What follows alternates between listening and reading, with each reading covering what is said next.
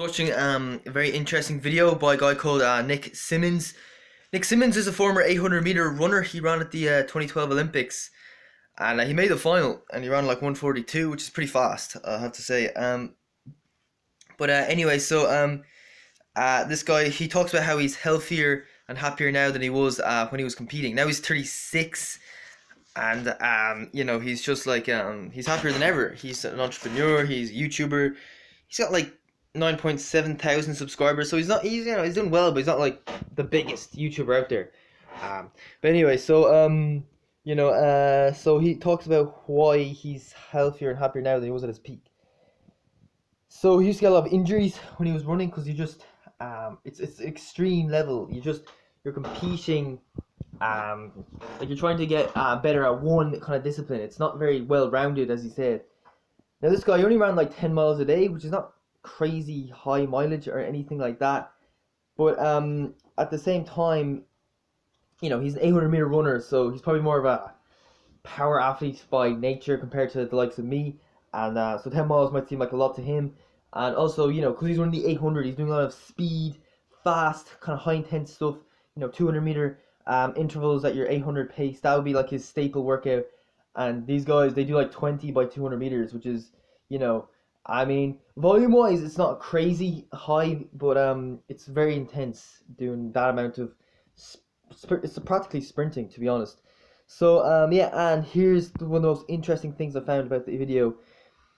He had a cold or flu every other month due to hard training. But that's really bad. Okay, I would have thought, as a professional athlete, you'd be healthier than that. Now, you have to remember, I was reading a book on a guy called John Lennon, and back in the 80s, I think he missed like 2 races due to the flu. And this guy was world mountain running champion, but mountain running is not like the most mainstream of events. Like, he wouldn't have been the best over like the more mainstream events. I don't think he ever even got a medal at the like Irish senior nationals. I'm not saying he's a bad runner or anything, but like compared to Nick Symmonds, he's a bit off that standard. So I was shocked that a guy of that standard would miss races with the flu. But this guy is saying he had a cold or flu every other month due to hard training. It's crazy if you think about it. So traveling too much, yes, just traveling too much on a plane, like like Mo Farah living in Oregon, the west side of the United States. Northwest, and he's traveling to Kenya and Ethiopia for training camps. That's a lot of traveling. Spending that much time in a plane, not the best thing for your mental or physical health.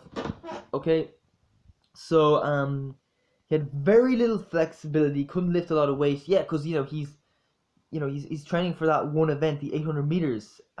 When you go to that kind of extreme, when you go for that one event, you tend to be weak in other areas. Like if you're running, say, 140 miles a week, that's 20 miles a day. As some say, 2:08 marathoner. The thing is, you'll be extremely fit in that discipline, but you're not going to be able to lift a lot of weight. You're not going to have good flexibility. You're not going to have a lot of power. You're not going to have good reaction times. You're not going to be a very good swimmer. Like all these things come into play. Do you know what I mean? Now he's got a more well-balanced approach to his training. So today he said he rode 100 miles on the bike, and the next day he went to the gym and lifted. So yeah, he's doing long cardio workout one day, and then a kind of a power strength session the next day. So it's more of a well-rounded, balanced approach. His target weight race was very, very light. He was cutting weight. He could only maintain the weight he had for races for like 1 or 2 weeks. He normally trained at a heavier weight, and you have to try to cut down. And it's not healthy. I'm not healthy either when it comes to the my weight. I'm like you can see my ribs and stuff. That's not healthy. I do want to put on a little bit of weight, but not too much. Okay. But to be honest, I feel like since I've quit running, my metabolism has gone up, which is kind of weird. Okay. I haven't ran for 3 months, just to let you know. Okay, so mentally, he hasn't met a pro runner who hasn't suffered depression yet. Okay, he says he spent 12 years as a pro, many of those depressed. away from family and friends. Yeah, you have to make a lot of sacrifices, and a lot of time it's not worth it. Like Jordan Peterson spoke about the alpha, trying to be the alpha male, being the guy at the top. We all try to encourage that people to get to the very highest level, but it's not healthy. It's not good for your mental health. It's not an enjoyable life. It's not worth it, in my opinion. The people who do that and maintain that lifestyle for a long period of time are narcissistic. They can't live without the praise, the attention, and that's very unhealthy. I actually feel sorry for people who are narcissistic. Do you know what I mean? Most people hate narcissists, but I think I do have a little bit of sympathy for those guys. Um, yeah. So 10 miles a day again. To me, that wouldn't seem like a lot, but for a guy who's an 800-meter runner, that might seem like a lot. Plus, he's doing a lot of speed work, as I mentioned, very high intensity kind of stuff, get you gassing out of air, out of breath, I should say.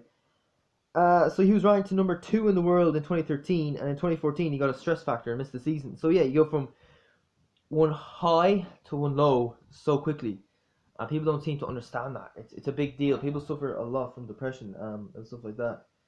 He went into depression after the 2012 Olympics, after reaching the final, after hitting such a high, um, and Michael Phelps said 80% of athletes go into depression after the Olympics.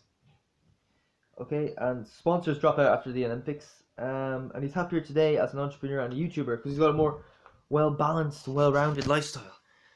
Okay, so yeah, this guy, it's just very interesting what this guy had to say. I think we need to get more people speaking honestly like this guy about what it's like to be a professional athlete. Because people think being a professional athlete is like the dream job. Then they get there, they realize how crap it is. Paul Kimmage spoke about it in his book, but he didn't go into the same amount of detail as this guy.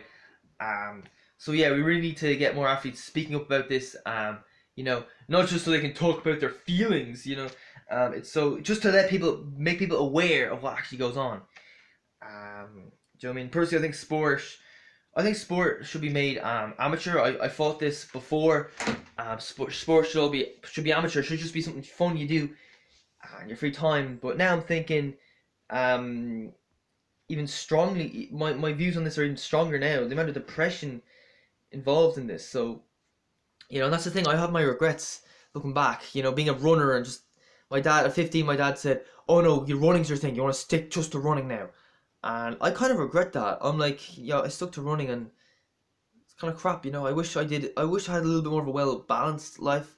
Um, like remember in my school we used to have this thing called a clan system, and there's four clans. Sorry, there's five clans my first 2 years of school, and they cut that down to four after my second year, and my clan was the one they got rid of.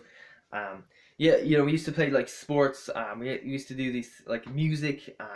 We used to have these competitions, and looking back, my first 2 years of school, I used to take part in that and had great fun. Had great what's the word? Great camaraderie with my fellow clanmates. But then after in my third year, I decided to stick purely to running. Very individual kind of thing because in my school, there weren't many committed athletes in my school when it came to running. So yeah, I was just training on my own a lot of time. It was a lonely process.